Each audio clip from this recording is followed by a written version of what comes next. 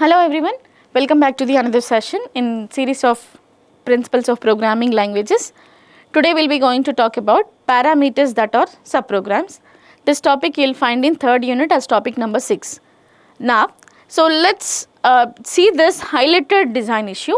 This is what if subprograms can be passed as parameters and subprograms can be nested. What is the referencing environment of a passed subprograms? So this video will give you about 3 things.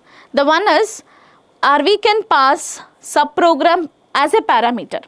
Let's see, so far we were discussed about subprograms and the parameters are something like of x comma y, a comma b, this. But this video will gives you a knowledge that if there are 2 subprograms, sub1 and sub2, now in sub3, I can pass sub2 as my parameter. Now this is what sub1 and sub2 are parameters.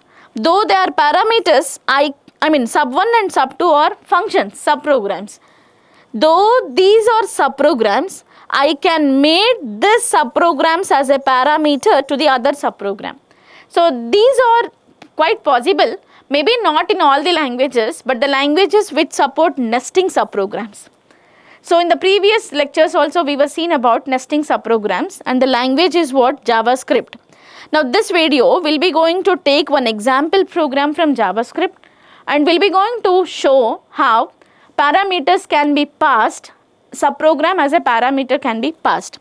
So this part we'll cover in this video. Now let's see about the possibilities of referencing environments when I am calling the subprogram. The reason to know about different kind of referencing environment is what? It is very true that we'll write function declaration, subprogram declaration and subprogram definition and function calling statement. So let's see, sub1 is my subprogram. I will declare this subprogram somewhere in the program, right? So declaration of subprogram is what?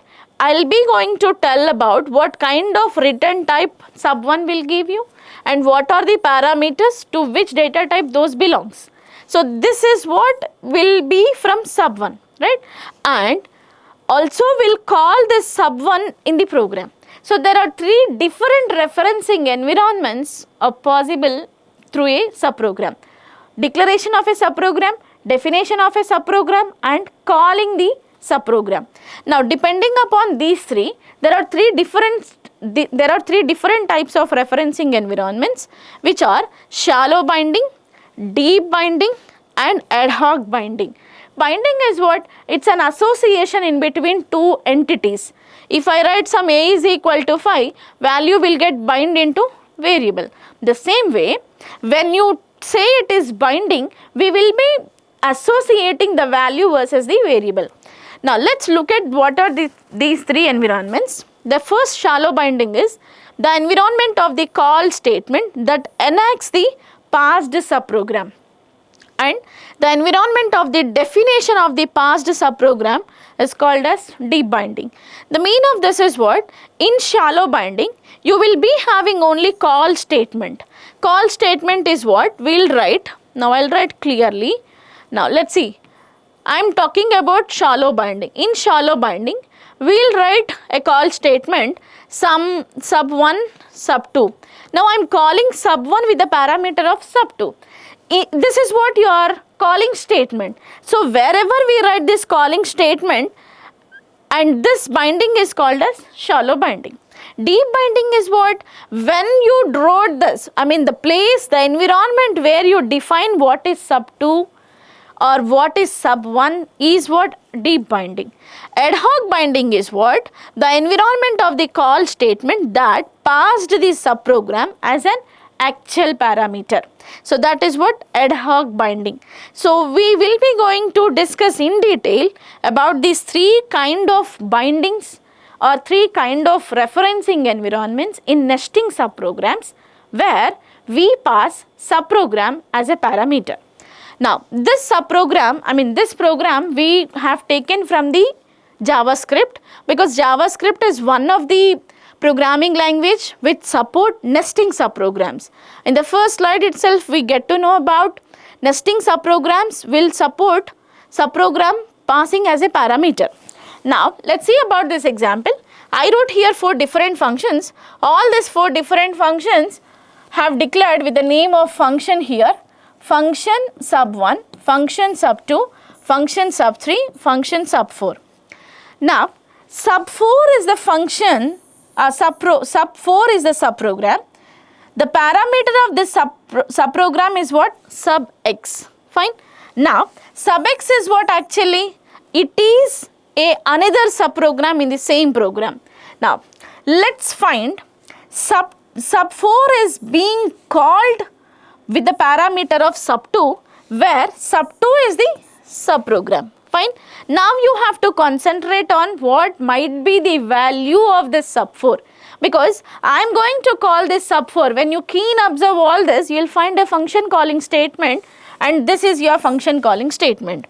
So this is what the area or the environment where you call subprogram as a parameter.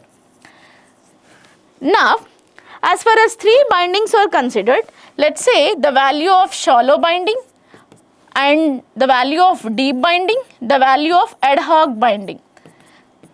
So when shallow binding is considered, we will be calling this sub4. We will be calling this sub4 through sub2. Now what is the value of the sub4? When you call this function, compiler will get connected to this wherever we wrote the part of the subprogram. So we'll come to this block because we were called sub4 with the parameter of sub2. Now what is the sub2 value? Sub2 value will be 4, because function is calling here, this function code will get respond and the value of x is equal to 4. Now we will be printing this x value through this alert of x. Now shallow binding x value will give you as 4. Now let's see about deep binding. What is deep binding? Deep binding is where you define the function. We define the function here in this sub2, and this sub2 is what? Nesting subprogram of the sub1. So sub1 x value is defined before you close sub1, and the x value is what? 1. So deep binding x value will be 1. Now coming to ad hoc binding. Ad hoc binding is what? We will be taking the function call statement. This is what function call statement. The area, the environment where we define function calling statement, that variable value will be going to give, and that is what? 3. So this is what function calling procedure, where we pass subprogram as a parameter. So we have to keep in mind 3 different environments. Ad hoc environment, ad hoc in the sense where you define the call statement, and deep binding is what? Where you define the function completely, and shallow binding is what? Where we call the statement. So depending upon the environments, x value will get changed. Right now let's look at this.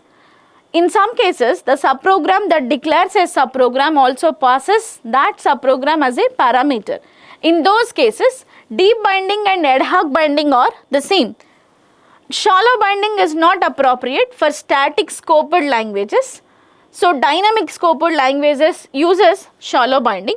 When we call subprogram as a parameter, there are 2 binding techniques which will act as the same, and the other one, which is of shallow binding, will not take for static scoped languages. So this is about subprogram that are parameters. Thank you all.